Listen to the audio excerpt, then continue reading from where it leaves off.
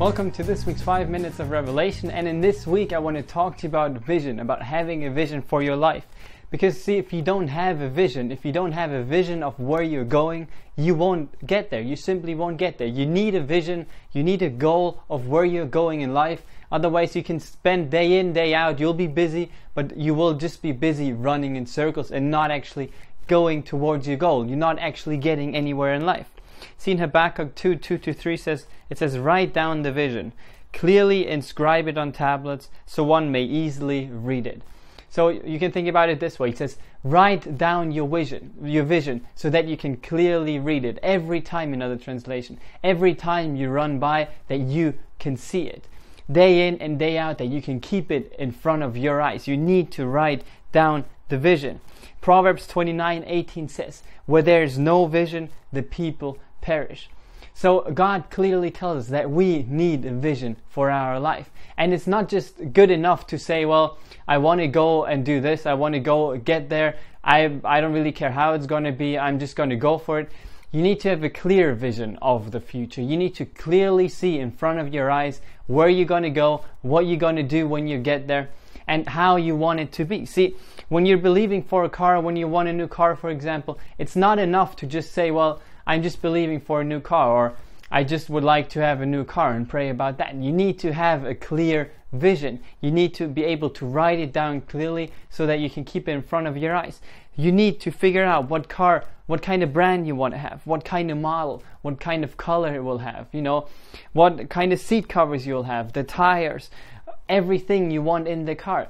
Be very specific about your vision.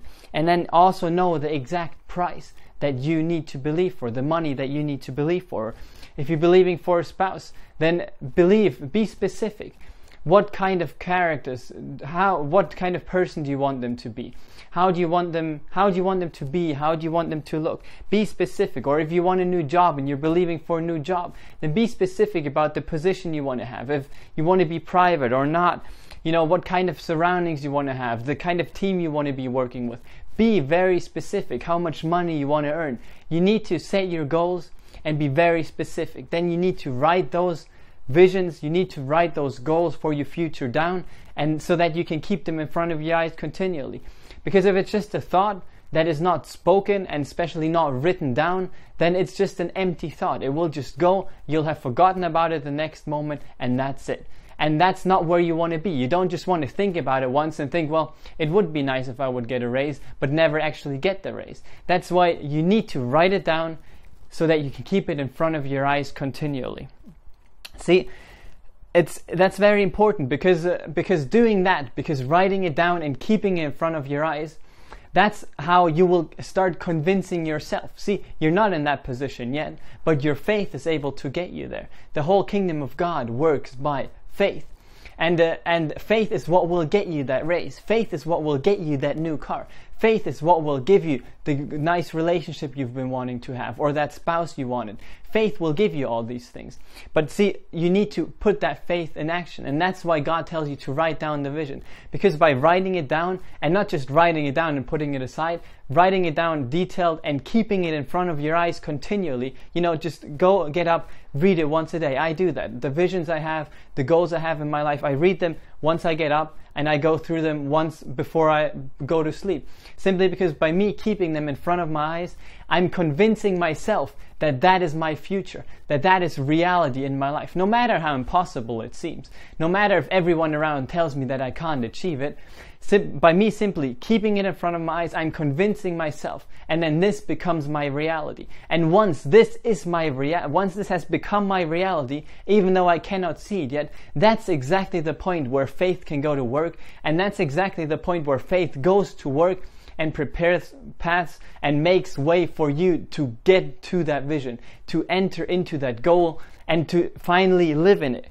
And that's why it works together with faith. That's why you need to write it down, because it will build your faith up to the point where you can finally receive it and actually finally live in it, no matter how impossible it might seem.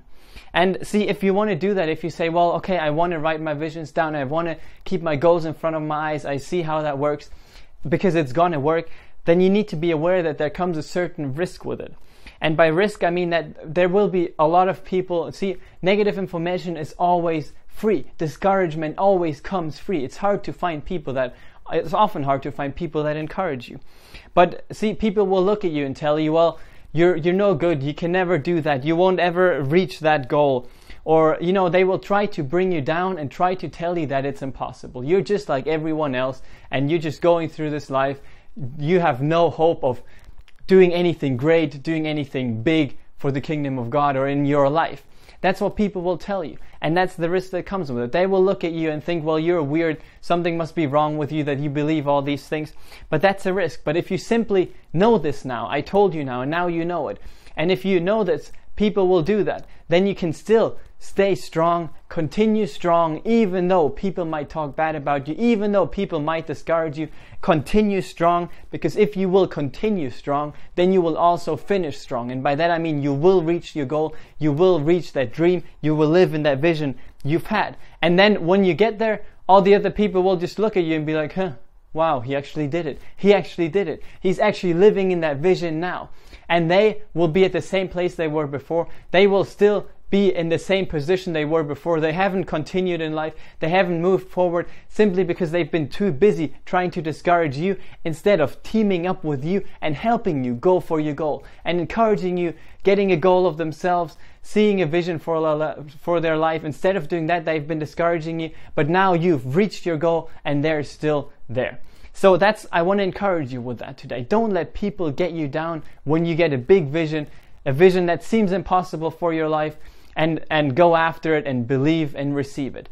Don't let people discourage you. They will do it, but if you simply continue strong, then you will finish strong. And by finishing strong, I mean exactly what it says in Habakkuk 2 verse 3. Right after that it says, because it will surely come. That vision that you write down and keep in front of your eyes, it says, it will surely come. It will not tarry. If you do these things that God told you to do, if you keep your vision and your goal in front of your eyes continually, then they will come to pass. And that's what I want to give to you on your way today. Get a big vision. Get something big for your life. No matter if it seems impossible or not. Write it down. Keep it in front of your eyes continually. Put your faith to work and you will get there. It will not tarry. It will come to pass. So take that with you. Be blessed by it. Don't forget to read your chapter a day, and I'll see you again next time.